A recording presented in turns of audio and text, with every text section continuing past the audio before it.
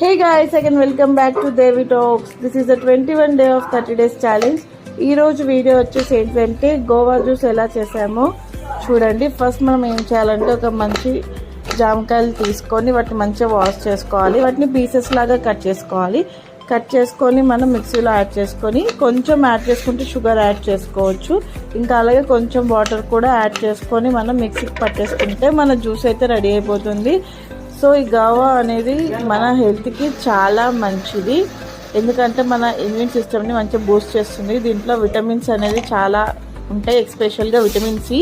ఇంకా మంచి న్యూట్రియంట్స్ కూడా ఉంటాయి. ఇంకా మన విజన్కి కూడా మంచిగా హెల్ప్ అవుతుంది.